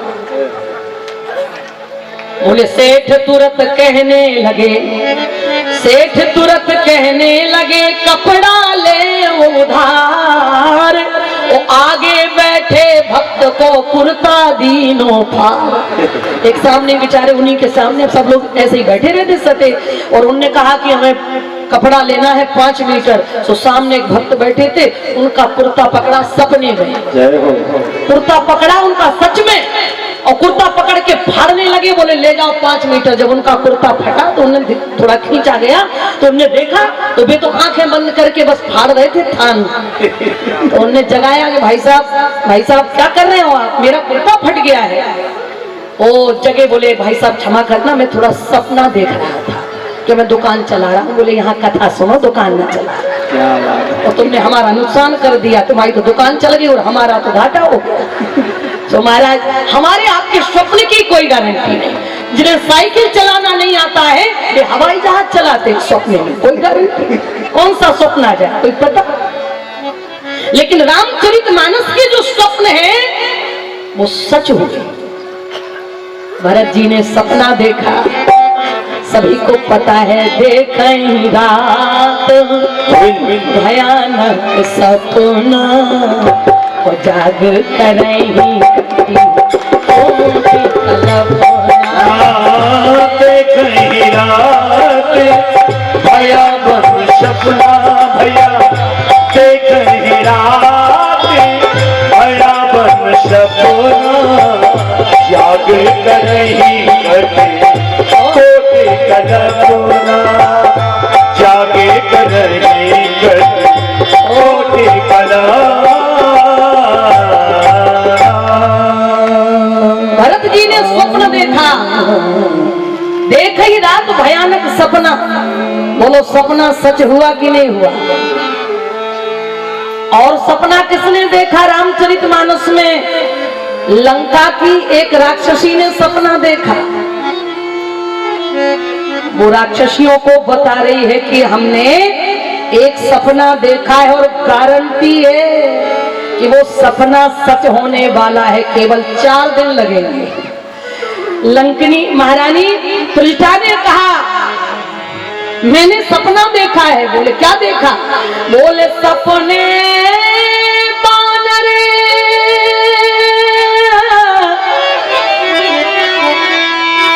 त्रिष्ठा ने कहा अरे सपने बानर लंका जारी, और जातु धान सेना सब मारी, यतन से न सब मारी, सपने बानर लंका जारी, यतन से न सब मारी, भैया यतन से न सब मारी। राक्षसी त्रिजटा ने सपना देखा, और वो तो कह रही थी कि हुई है सप्त गए दिन 4 दिन के 4 घंटा में ही महाराज सपना सही हो गया। सबको मालूम है हनुमान जी तो ये कहा है हमसे चलते समय कि बहु प्रकार सीते ही समझायो, कहीं बल बिरह बेग तुम आयो।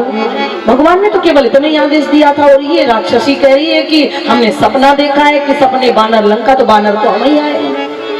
तो हनुमान जी बोले कहीं ऐसा तो नहीं कि जल्दी में भगवान हमसे ना कह पाए हो, इसलिए इसके द्वारा टेलीफोन करके बता रहे हो कि अब पहुंच गए हो तो ये भी करके यार। हनुमान जी बोले अब तुम्हें आग लगानी ही पड़ेगी, और सपना सही हो गया।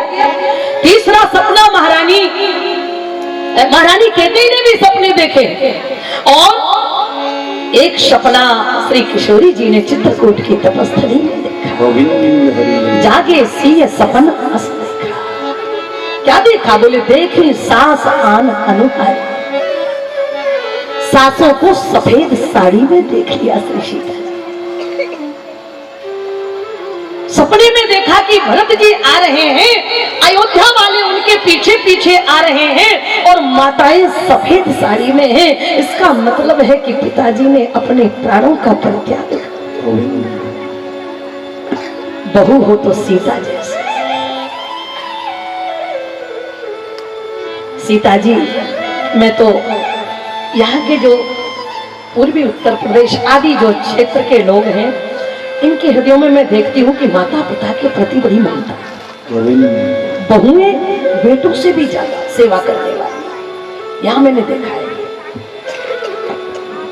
और वो केवल महाराज, अगर आप रामचरितमानस में पढ़ करके देखेंगे तो पता लगेगा, जब सीता जी वनवास के लिए चलने लगी तो कौशल्या के पांव पकड़ लिए। मां, मैं बड़ी अभागी हूं।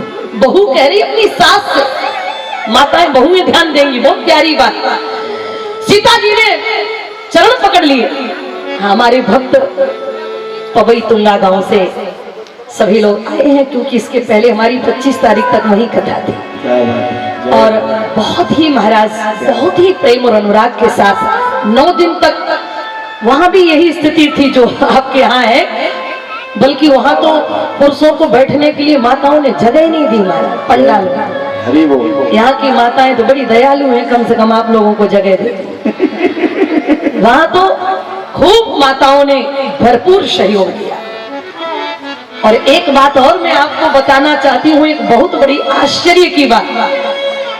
पवई के जो भक्त हैं महाराज, रामचरितमानस प्रचार प्रसार सेवा समिति के जो भक्त हैं, वे बड़े विचित्र हैं। आप सोचेंगे क्या,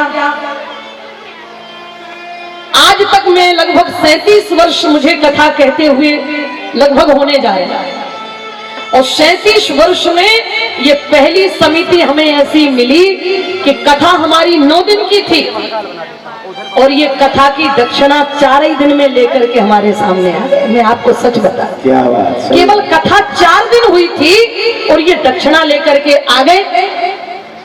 तो हम तो घबरा गए। हमने कहा कि कहीं कथा बंद करवाने का मकसद तो नहीं लेकर के, भाई दक्षिणा तो लास्ट दिन आती है। लेकिन उन्होंने कहा कि नहीं नहीं दीदी, ऐसी कोई बात नहीं है, हमने शास्त्रों में पढ़ा है कि दक्षिणा ज्यादा दिन रखो तो उसका ब्याज बढ़ता चला जाता है। तो हमने सोचा कौन ब्याज चुकावे, इसलिए हम तो 4 दिन पहले ही आपको दे दें। पहली ऐसी समिति। हमने पंडित जी से कहा कि क्या बताएं, मोबाइल में वो रिजर्वेशन बनाना नहीं आता, नहीं तो दक्षिणा तो आएगी चकाचक। अब अगर हम लोग चाहें तो टिकट बनाकर जा भी सकते। एक बार जोरदार इन भक्तों के लिए महाराज, पवई के भक्तों के लिए भी बजाय। मैंने वहां कहा था, मैंने कई जगह तो ऐसी समितियां मिली कि जब हम ट्रेन में बैठने लगे तब महाराज उन्होंने कहा ये यज्ञ है, यज्ञ की भूमिका है, ये यहाँ की जो ममता है यहाँ के लिए मैं कैसे वर्णन करूं। वो भक्तों ने अभी जी नहीं भरा था इसलिए, और फिर सम्मान है एक दूसरे का। यहाँ के भक्त वहां पहुंचे उनका सम्मान बढ़ाने के लिए, तो वहां के भक्त यहाँ आ गए यहाँ के लोगों का सम्मान बढ़ाने के लिए। लेकिन ये कथा यहीं से वहां गई है। जब आदरणीय श्री मोतीलाल पांडे जी ने संपर्क किया तो मैंने भैया श्री पंकज से कहा, पांडे जी से हमने कहा कि देखो बातचीत कर लो, मैं तो जानती नहीं हूँ, अभी कभी मिले नहीं है, मुलाकात कभी हुई नहीं। तो ये कथा यहाँ से डोंबिवली से पवई चली गई महाराज, और वहां भी कथा का डंका बज चुका है। हाँ, और वहां के भक्तों ने तो संकल्प ले लिया कि अगली बार 11 दिन की कथा हो। हमने कहा कि चाहे तुम 11 दिन कराओ या 11 महीने कराओ, पर कथा से कभी भी जी भरने वाला नहीं है। और हम चाहते भी हैं कि कभी जी ना भरे, क्योंकि अगर भर गया होता तो फिर डोंबिवली में ये 4थी बार कथा ना हो रही होती महाराज। मैं कभी कभी कहती हूँ, कई लोग ऐसे कहते बहन जी क्या बताएं, आज तक हमें कोई भी कथावाचक अपनी ओर खींच नहीं पाया, कोई हमें आकर्षित नहीं कर पाया। हमने कहा कि भाई साहब आप कभी भी नहीं खींच पाएंगे, कभी भी आकर्षित नहीं हो पाएंगे। बोले क्यों? हमने कहा चुंबक केवल लोहे को खींचती है, गोबर को नहीं। अगर आपके अंदर भक्ति का लोह तत्व विराजमान है तो कथावाचक कोई भी हो आपको खिंचने में देरी। जब पवई तुंगा गांव से भक्त खिंचकर यहाँ आ सकते हैं, डोंबिवली के भक्त जब तुंगा गांव जा सकते हैं, तो अगर तुम में खिंचाव नहीं हो रहा है तो तुम गोबर से ज्यादा और कुछ महत्व नहीं रखते। अगर भक्ति का महाराज चुंबकीय यदि लोह तत्व विराजमान है, खिंचोगे। बड़े बड़े यहाँ मैं देख रही हूँ घुटने, कमर दर्द, लगभग इन सब चीजों से हम लोग ग्रसित हैं, लेकिन फिर भी माताओं ने, हमारी मामी जी जमीन में नहीं बैठ पाती हैं, लेकिन बोली जैसे भी हो हम सीढ़ी चढ़ेंगे उतरेंगे, लेकिन कथा नहीं छूटना चाहिए। माता जी सामने बैठी है महाराज, उन्होंने भी कहा कि अभी मेरे घुटनों का ऑपरेशन हुआ है, क्या करूं, जी तो बहुत करता है लेकिन बैठना, लेकिन फिर भी मन नहीं माना। बहुत लोग ऐसे, तो क्यों भाई, इसलिए कि खिंचाव हुआ है, आप रोक नहीं पाए, आपकी कोई बीमारी आपको नहीं रोक पाई, आपको कोई महाराज परेशानी आपको नहीं रोक पाई, क्योंकि आपके अंदर वो भक्ति का लोह तत्व था। आप खिंच कर आ गए। मैं स्वागत करती हूँ, मैं सम्मान करती हूँ, चाहे वो दुर्गेश हो आदि जितने भी, हमें मुझे कोई दिखाई नहीं दे रहा है, जब दिखाई देंगे तो मैं स्मरण करूंगी, बाकी जोरदार तालियां बजाकर उनका सम्मान करें। आओ हम लोग कथा में चलेंगे, अभी हमारे पास समय घबराएंगे नहीं। आज हमें 10:30 बजे तक की अनुमति मिली है, तो वही भागना नहीं, 10:30 बजे कथा, और उसके आगे भी चली जाए तो हमें कोई दिक्कत नहीं, विश्राम है, चिंता मत। तो आओ, प्रेम से मैं बात कर रही थी आपसे सपने की बात। यहाँ सपने सच हुए, बहू हो तो सीता जैसे।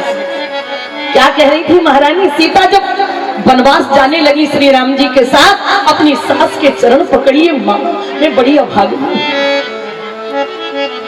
सुनो माए मैं परम अभागी, माँ मैं बड़ी अभागिनी हूँ।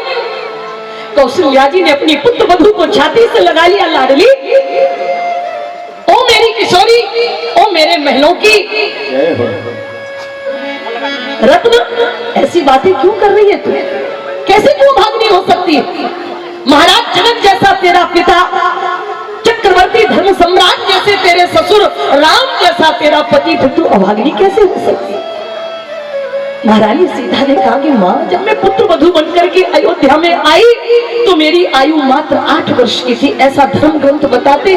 जब सीता जी पुत्र वधू बनकर के अपनी ससुराल में आई, वो जमाना ही ऐसा था, मात्र उनकी आयु 8 वर्ष की थी। अगर आपके घर में 8 वर्ष की बहू आवे तो उससे क्या उम्मीद रख सकते हैं। 8 वर्ष की बहू कोई घर का काम करेगी क्या, नहीं ना।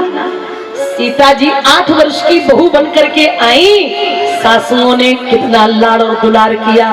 बोले पलंग पीठ तज गोद हिंडोरा, पलंग पीठ तज गोद हिंडोरा, पलंग पीठ तज गोद हिंडोरा, भैया पलंग पीठ तज गोद हिंडोरा।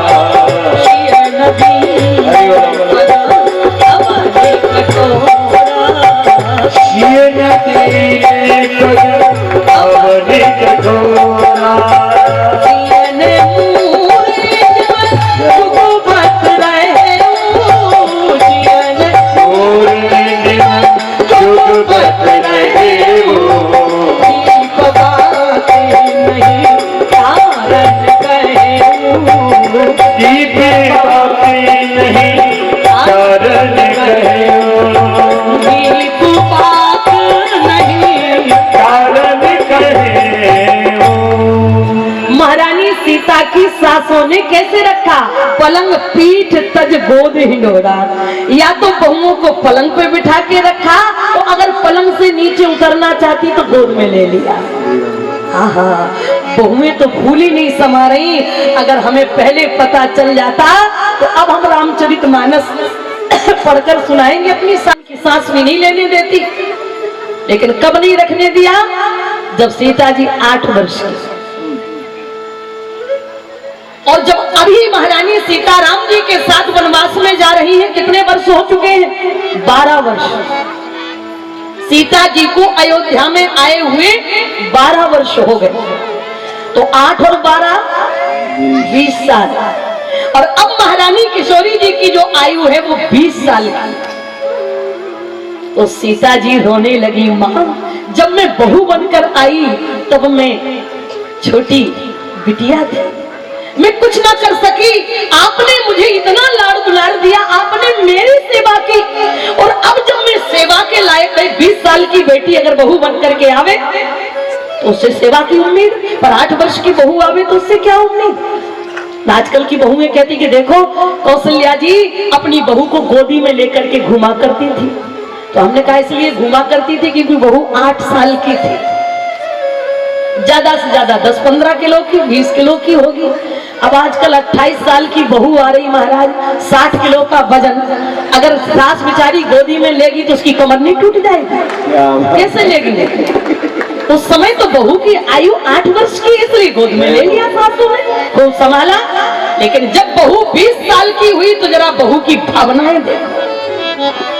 हमने अपने बेटे को महाराज पढ़ाया लिखाया, लालन पालन किया, मलमूत्र किया। उसका एक उम्मीद थी कि मेरी बहू आएगी, सेवा करेगी। और अगर बहू छोड़कर जा रही हो तो उसका कर्तव्य क्या है? सीता जी ने कहा मां सेवा समय दे बहन दीना, सेवा समय दे बहन दीना, सेवा समय दे दीना, सेवा समय दे बहन दीना, सेवा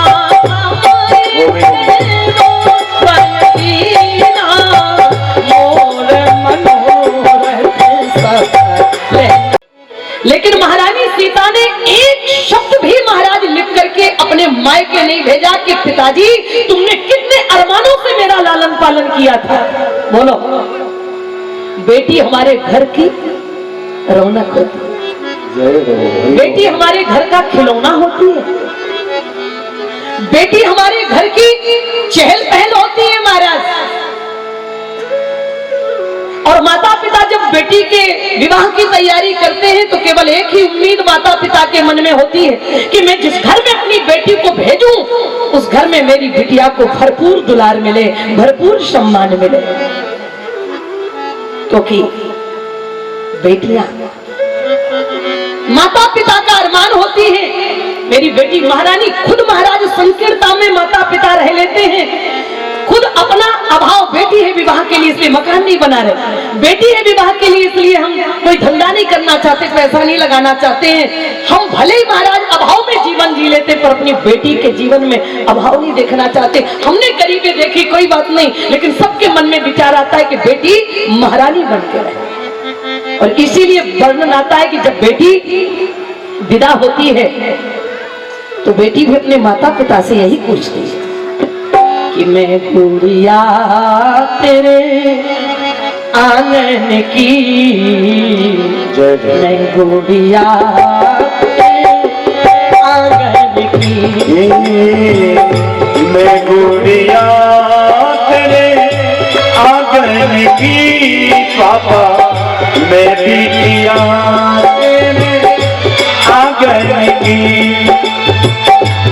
आज हुई मैं अपने, आज हुई मैं अपने साजन की, मैं गुड़िया तेरे आंगन की, गुड़िया तेरे आंगन की। जब माँ से गले लिपटती है बेटी तो कितना त्याग है बेटी के जीवन में। पूरे जीवन मेरे पापा, मेरा घर, मेरा ये मेरा कमरा, मेरा सामान, मेरा सब कुछ मेरा मेरा करती, और जो मंडप के नीचे एक बार कन्यादान कर दिया जाता तो सदा के लिए पराई हो जाती, सब कुछ छूट जाता।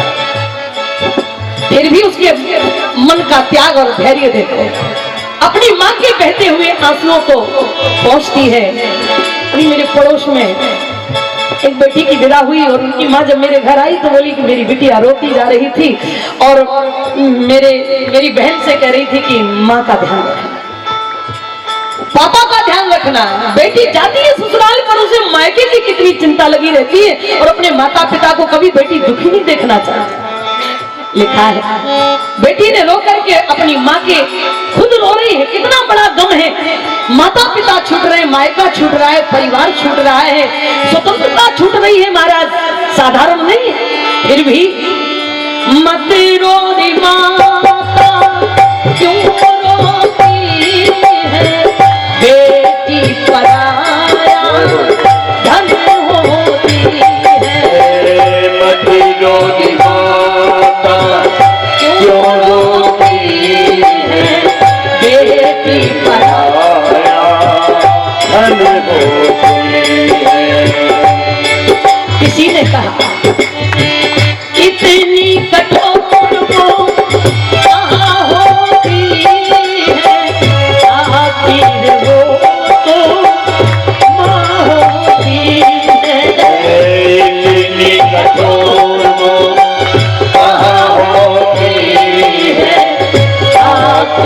हो तो ना होती प्रतिमा करुणा कंदन की है गुड़िया तेरे आंगन की माता मैं बिटिया तेरे आंगन की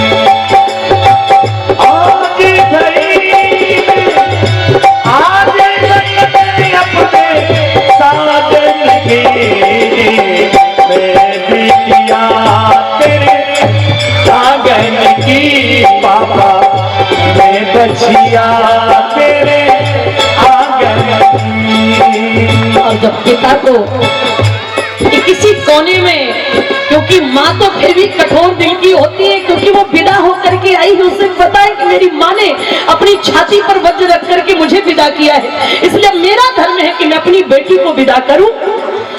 लेकिन पिता इतना कोमल हृदय का और बेटी से इतना ज्वाइंट होता है बाप का कि महाराज पिता के अंदर वो हिम्मत नहीं होती अपनी बेटी को विदा करने की।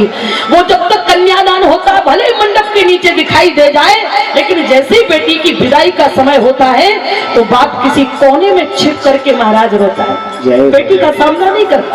लेकिन फिर भी बेटी की नजरें आंखें ढूंढती हैं कि मेरा पिता कहाँ है, और जब उसकी दृष्टि पड़ती है लिपट जाता है। बाबुल माँ को धीरे बनाओ, बोलो करे क्यों मुझे बोलना। बाबुल माँ को धीरे बनाओ, रो करे क्यों मुझे बोलना। पिता ने अपनी बहती हुए महाराज आंसुओं और भर भराई हुई आंखों और रोने हुए कंठ से निवेदन किया बेटी से, छाती से, बेटी एक प्रार्थना है, इन आंसुओं की कीमत तुझे चुकानी है। जिस घर जाना बेटी स्वर्ग बनाना, दोनों कुलों की लाज बचाना। जिस घर जाना बेटी स्वर्ग बनाना, दोनों कुलों की लाज बचाना। मैं तुम्हें इन असमन की मैं गुड़िया तेरे आंगन की मैं बिटिया तेरे आंगन की।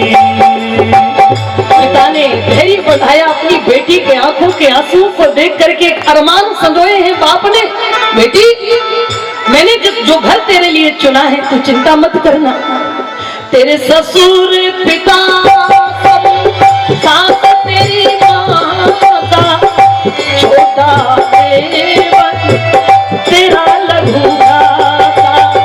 ससुर पिता सब सास तेरी माता छोटा देवर तेरा लघु भ्राता। अपने सास ससुर में अपने जन्मदाता माता पिता का दर्शन करना, और जो छोटे देवर हैं उन्हें भाइयों की दृष्टि से देखना। और ससुर पिता सब सास तेरी माता छोटा देवर तेरा लघु भ्राता। ननद सहेली तेरे बचपन की गुड़िया तेरे आंगन की बाबा मैं बिटिया तेरे आंगन की।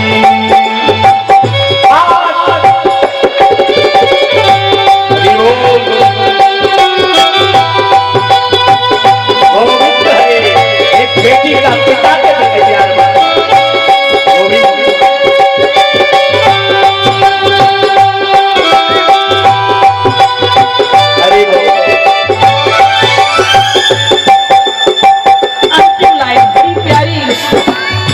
विद्वान ने चित्र खींचा बेटी की विदाई कितनी भारी होती है परिवार वालों के लिए। भाई ने देखा, लिपट गया अपनी बहन से। भले ही झगड़ा करता था, जब देखो तब चोटी खींच देता था, लेकिन जब विदाई के समय देखा, कहता है भैया मेरी बहना दो भागे तुम भिजवा देना। कहता है भैया सुनो मेरी बहना दो भागे तुम भिजवा देना। बहन ने कहा कि एक बात कान खोल करके सुन ले, कोई भी राखी का त्योहार चूकना नहीं चाहिए, जैसे भी हो पर तुझे आना पड़े। कहती है बहना सुनो मेरे भैया आ जाना बनके कभी कृष्ण कन्हैया। कहती है बहना सुनो मेरे भैया आज बन के कभी कृष्ण कन्हैया। तू आए जब सावन की, और तू आए जब सावन की मैं बिटिया करे आंगन की पापा मैं चिड़िया तेरे आंगन की। आज भाई मैं अपने साजन की मैं बिटिया तेरे आंगन की पापा मैं बिटिया तेरे आंगन की मैं बचिया तेरे आंगन के। इतने बड़े वैभवशाली राजा की पुत्र वधू बन करके जा रही हूँ, और ससुराल में क्या मिला? क्या मिला सीता जी को? क्या इतने दुख हमें मिल सकते हैं क्या? अभी महाराज कुछ ही समय तो हुआ था, सास ने 14 वर्ष का वनवास दे दिया, और 14 वर्षों तक यदि आज की बिटिया होती तो चिट्ठी लिख देती, मैं नहीं रहना चाहती यहाँ पे पापा, और माँ भी कहती कि बेटा चिंता मत करो, पापा को टाइम नहीं है, तू चली आ और बाद में फिर मैं देख लूंगी। कई तो महाराज ऐसी कह देती, बोले अगर उनकी खटिया खड़ी ना करवा दी तो फिर अनेक बात। पर महारानी श्री सीता जी ने एक बार भी शिकायत अपने ससुराल वालों की मायके वालों से नहीं करी। अगर कोई करी हो तो बता देना रामचरितमानस। और सीता ने कभी भी ससुराल में रहकर अपने मायके की चिंता नहीं करी। आज सीता चित्रकूट में कुटिया में रह रही है, महाराज वनवासी देश में रह रही है। वर्णन तो ये आता है कि जब महाराज जनक जी चित्रकूट में मिलने के लिए आए तो देखा कि एक वनवासिनी बड़ी सुकोमला, बहुत ही सुकोमला कोई वनवासिनी, कोई तपस्विनी मंदाकिनी से घड़ा भर करके अपने सिर पर रखना चाहती है, लेकिन उठा नहीं पा रही है। सो महाराज जनक जी आए, कहा बेटी अरे देवी मैं सहयोग करता हूँ। और जब सीता जी ने अपने पिता की आवाज सुनी तो सीता जी ने घूंघट डाल लिया कि अगर पिता ने इस स्थिति में देख लिया तो मेरे पिता को कितना दुख। सीता जी ने आभास नहीं होने दिया कि ये तपस्विनी कोई और नहीं है तो तुम्हारी बेटी सीता है, जिसने फलन पीठ तज गोद हिनोरा। आज वो मंदाकिनी से घड़ा भरकर माथे पे नहीं रख पाए।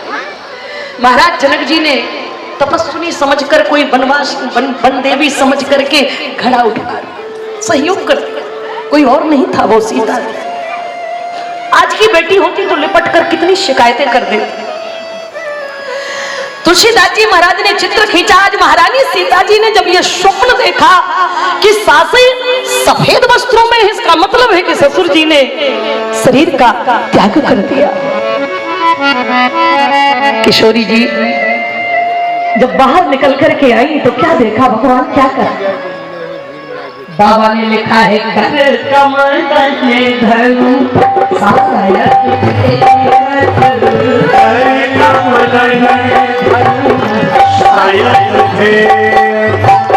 अरे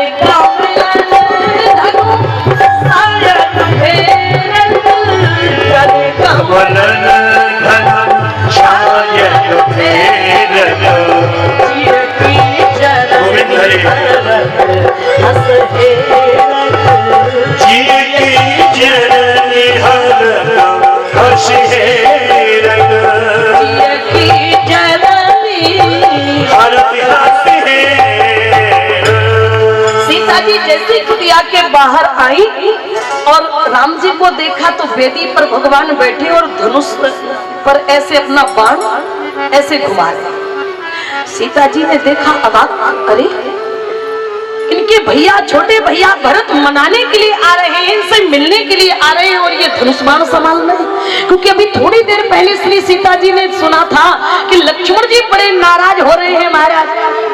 भरत ने समझ क्या रखा है, कुटिल कुबंध कुअवसर ताकि जान राम वनवास एकाकी।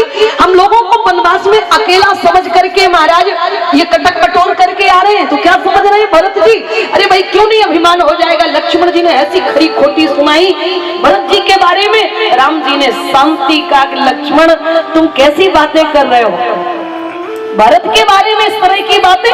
हाँ बोले किसी को भी राज भरत ही होई न राजमद विधि हरि हर पद पाई और कबहू की कांजी सीख रनी क्षीर सिंधु प्रसाद। राम जी ने कहा लक्ष्मण मेरा भरत ऐसा नहीं है, ये तुम कैसी बातें कर रहे हो। अभी अभी बड़ा भाई महाराज गर्मी दिखा रहा था, जो सत्संकर करे सहाई तोरण मारो। कहते महाराज मैं दोनों भाइयों को सम्रांगण में अकेला ही मारने में सक्षम हूँ, चाहे भले ही उनके साथ शंकर जी क्यों ना आ जावे तो भी मैं छोड़ने वाला नहीं। और जब सीता जी बाहर आई अभी तो लक्ष्मण जी इतनी बड़ी बड़ी बातें, और यहाँ देखा तो बड़ा भैया धनुष और बाण संभाल रहा है।